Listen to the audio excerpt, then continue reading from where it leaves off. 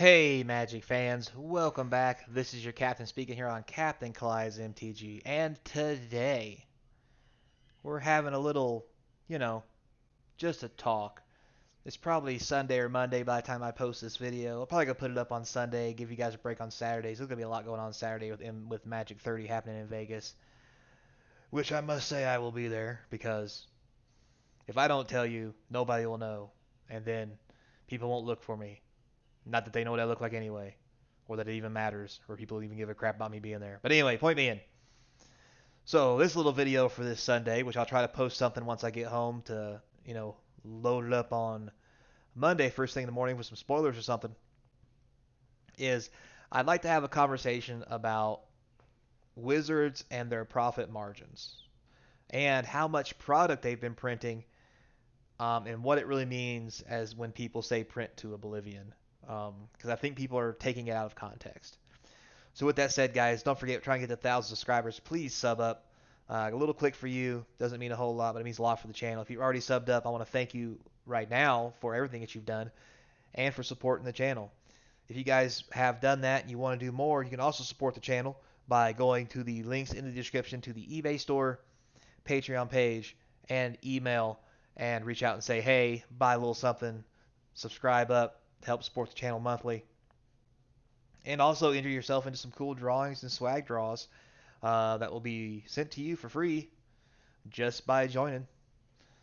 So, with that said, what we're going to talk about today, like I said, is the whole print to oblivion model that everybody seems to take out of context, and kind of show you guys the, I don't want to say audacity, but I mean, to a degree, it's the audacity of product that Wizard has printed and how they've increased their print demand over the years. Um, and as I have said before, your yearly earnings will always go up if you print so much. There's always something to buy, which is kind of the business model Wizards has went for. And I'll tell you why here in a minute. So let me give you this little diagram that's been floating around. So if you take a look at this, starting back in '93 when Magic began, every little symbol here symbolizes a set that came out that year. 5 sets the first year. Seems like a lot, right? Well, as you go down the line, you can see how it went up and down. As we get more into the newer age, you can see how the number of sets or product releases that's come out has skyrocketed. Um, to mention for one. So first, booster products. Let's go over that. So a black symbol. So 3 in the first year, 6 in the second year, 5 in the third year. This year was very bad. It was only Alliances and Mirage, so they really dialed it back. Portal was in here, and I forget what this one was. Tempest. So they kept it kind of low for the most part. They did start kind of dialing it up a little bit. They really went back here. It looks like in the 05, 06 range when they're around Ravnica and Kamigawa didn't do so hot. So they really kind of looks like they cut back the printing a lot. But don't you worry. We start getting more after that goes on as it just climbs. Because not only is the black ones all the regular booster products. The gold are illegal in tournaments. Those are things like ice or other card sets that were printed that you couldn't use. Notice they quit doing that in '04. Very interesting there. And then you can see down here with the new Magic 30 sets, they're getting back to it because, you know, wait till people forget about how bad it was the first time and then bring it back and charge them extra. But anyway, joke set, that's pretty simple. That's all the Infinity stuff. You can see here we had our first Infinity set here, which was unglued. And it took us, 1, 2, 3, 4, 5, 6 years to get unhinged. And then after that, it took 1, 2, 3, 4, 5, 6, 7, 8, 9, 10, 11, 12, 13 years to get, I forget what this one's called. My bad. So yeah, and then we got the next unset here, which is only 1, 2, 3, 4, 5 years away. So non-booster draft products, you can see here, that's Japan League stuff. I forget what that is. That was Battle something, dual decks. other weird style dual decks or commander type product. Not really commander though, because commanders was purple and it started coming out right around here when they started making actual commander products. So, which was year 2011, the first sets of commander came out. We had digital release, which is in red. Our first one was in '02 with Magic the Gathering Online, which God have mercy on its soul. Might as well somebody just put a bullet in that thing and just let it die. It's been shipped around like a stepchild that nobody wants and nobody's still adopting it. Anyway, and there's more releases, obviously, as you can see, go through in the digital form. Around here we got Arena, and that's when the digital releases really started popping off. As you can see, Alchemy and all kinds of other stuff.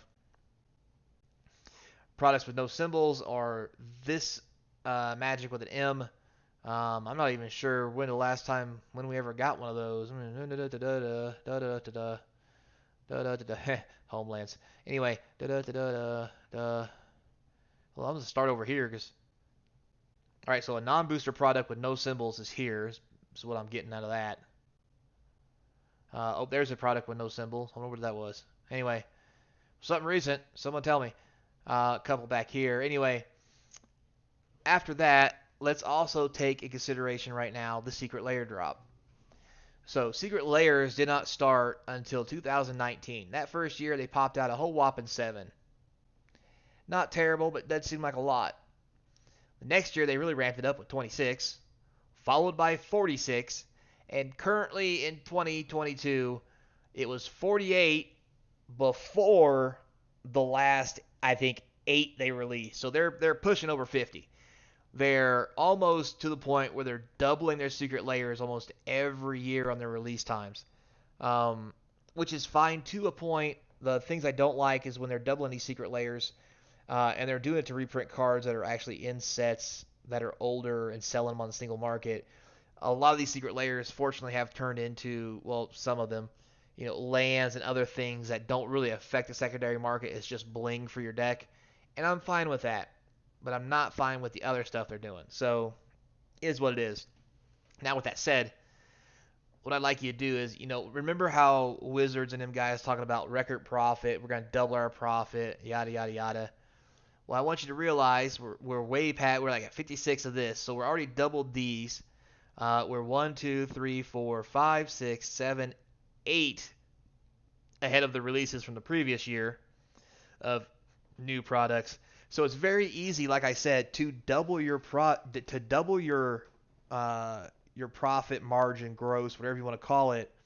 If you literally print twice as much product to sell to consumers, but here's the trick, guys. I don't want you to think that you could just keep printing the same product.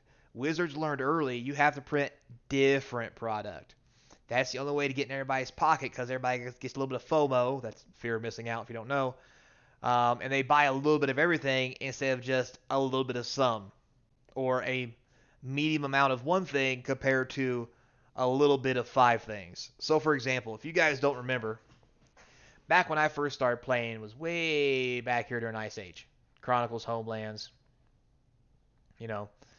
in this area, Fallen Empires, that's another good one. These sets were printed to God's green earth. You could we're talking these sets were printed like a CVS receipt.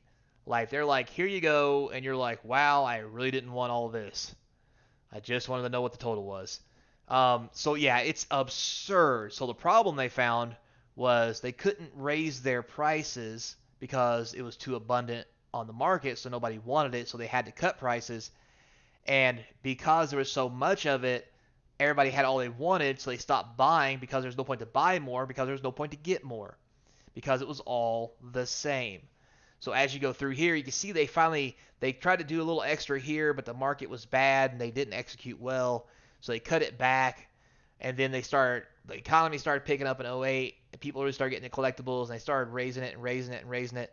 And now with Secret Lairs and everything else, they're really just piling it on with all the new products. I mean, we went from having just the base sets, guys. And when I say the base sets, I mean like, okay, these are the 5 sets. This is what you play. This is standard. For example, it wasn't standard back then. It's type 2. But anyway, point being, these are your 5 sets. Ta-da, you're done. Once you have cards for all these sets, you are finished. You come over here, not only do you have one, two, three there, soon to be 4 sets to play with, you have supplemental sets. You have a commander set for everything. You have Infinity because you can. 48 secret layers to bling out your old decks that have rotated out or cards that you like. Other newer sets that aren't in standard. Alchemy, you've got online stuff. So they've realized that they haven't realized how to saturate the market with the right amount where people still think it's valuable enough that the price stays high, because you notice all the product always collapses. What they have figured out, though, is how much extra product they can put out there that people will buy. Unfortunately, until they figure out the demand of how to print some of it and not enough to kill it, will they actually make enough profit and keep it strong enough that they can keep running through more product. And I think that's coming up shortly. But we're going to have to wait and see as they try to figure it out, because, after 30 years, math is still hard. So with all that said, guys, thanks a lot for watching. I do appreciate it. Hope you enjoyed your Magic this weekend.